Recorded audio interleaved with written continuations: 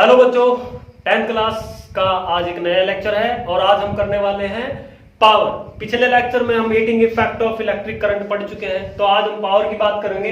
Basically हमारी life में, हमारी डेली रूटीन में भी हम कई बार पावर का यूज करते हैं, जिसको हम वाट कहते हैं, किलो वाट आवर्स कहते हैं और बहुत सारी चीजें।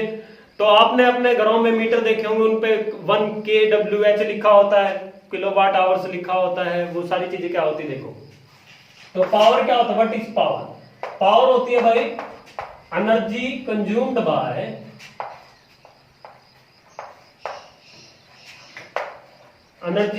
By electric circuit.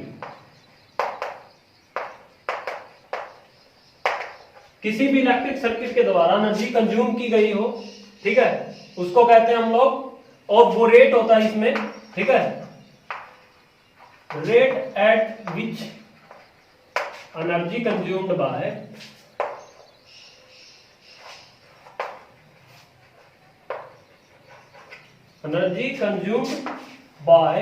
Electric circuit. किसी भी इलेक्ट्रिक सर्किट के द्वारा एनर्जी कंज्यूम की गई हो, उसको हम लोग क्या कहते हैं? पावर कहते हैं। क्लियर हो गया? पावर, ठीक है। अब पावर किसके बराबर होता है देखो। पावर V इंटू आई के बराबर। V क्या होता है? Potential difference. I क्या होता है? करंट। तो पोटेंशियल डिफरेंस और करंट का प्रोडक्ट क्या होता है? पावर। क्लियर हो गया? पावर होता है। तो 1 power 1 watt is equal to 1 volt 1 ampere के बराबर होती है, ठीक है, 1 एम्पियर के बराबर होती है। ऐसा यूनिट ऑफ पावर क्या होती है? वाट, ठीक है, वाट। वाट सबसे छोटी यूनिट है, तो हम यूज करते हैं 1 kilowatt hour, which is equal to 363.6 into 10⁶ watt के बराबर, वाट आवर के बराबर। अप्रोक्सीमेट यही है, कंफर्म कर देता हूं, 10⁶ वाट सेकेंड के बराबर, ठीक है। और इसको ऐसा भी लिखा जाता है 3.6 इंटू 10⁶ जूल के बराबर, 6 जूल के बराबर, ठीक है। तो इसको इस तरीके से भी लिखा जाता है बच्चों, ठीक है। तो हमारे पास पावर का ही आ गया, बहुत सारे एग्जांपल हमने किए थे लास्ट टॉपिक में। तो पावर का सिर्फ इतना सा ही कंटेंट है हमारे पास कि भाई P इक्वल टू वी आई के बराबर होता है। जहां पर V किसके बराबर लिखा जा सकता है? हम V equal to I R के बराबर पता है, तो V की वैल्यू यहां से भी पुट कर सकते हैं, ठीक है। I की वैल्यू पुट कर सकते हैं, तो यहाँ पर V की वैल्यू भी पुट कर सकते हैं, आई आर स्क्वायर के बराबर आ जाएगा, ठीक है। V equal to I R के बराबर भी आ जाएगा। तो इस तरीके से हम पावर को कर सकते हैं, V equal to I R के बराबर। और I किसके बराबर होता है? I equal to V by R भी होता है। तो यहाँ पर I होता है V बाई आर के बराबर, तो ये यहाँ भी पुट कर सकते हैं। अगर पोटेंशियल में ही निकालना चाहो तो इसका स्क्वायर इंटू आर आ जाएगा, V square into R square से एक आर से आर कैंसिल, तो V स्क्वायर बाई आर भी लिखा जाता है पावर। तो ये वो तरीका है जिससे हम क्या करते हैं? पावर निकाल सकते हैं। क्लियर है? तो इसका एक दो न्यूमेरिकल और करेंगे, देखो एक न्यूमेरिकल और करेंगे। तो बच्चों इसका न्यूमेरिकल हम करने वाले हैं पावर के बारे में। तो पावर का फार्मूला आपको पता लग गया, क्या होता है पावर, व्हाट इज पावर। तो आपको इस चीज के बारे में पता होना चाहिए, पावर का फार्मूला आपको याद रखना। इस न्यूमेरिकल पार्ट आपको करना है, इसका न्यूमेरिकल पार्ट आपको करना है। क्या होता है देखो, हम पावर की बात किया, तो पावर किसके बराबर होता है बच्चों? पावर V इंटू आई के बराबर। तो मतलब जब आपको पावर निकालनी है तो आपको पोटेंशियल और करंट के बारे में पता होना चाहिए। तो एक न्यूमेरिकल करते हैं, देखो, एक एन इलेक्ट्रिक बल्ब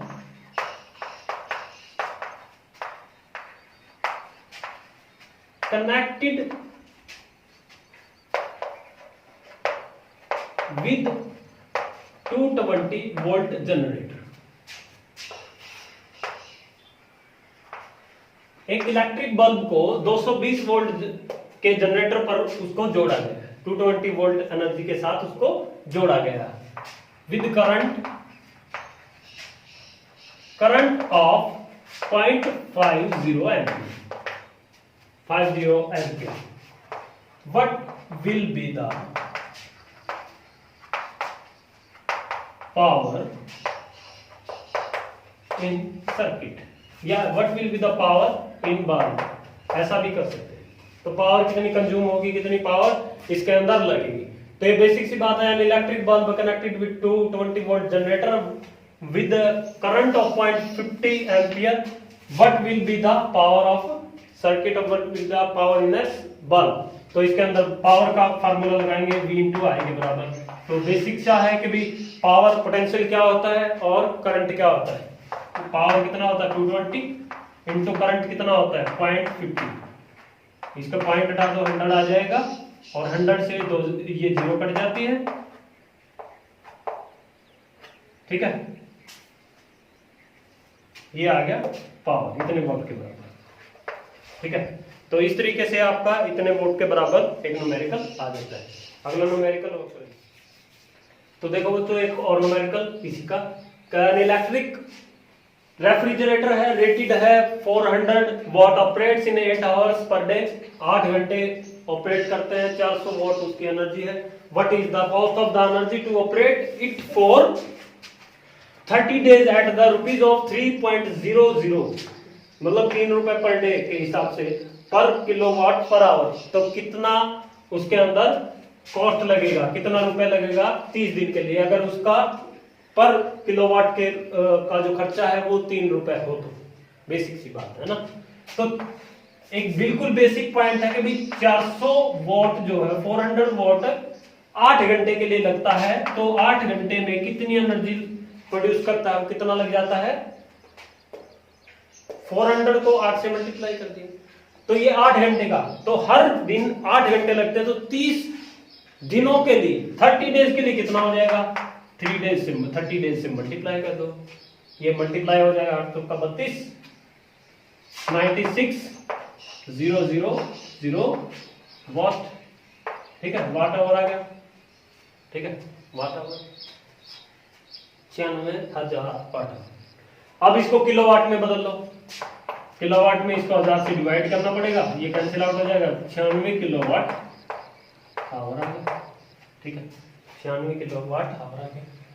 तो कुल मिला के 30 दिन में इतनी ऊर्जा खत्म होती है, ठीक है।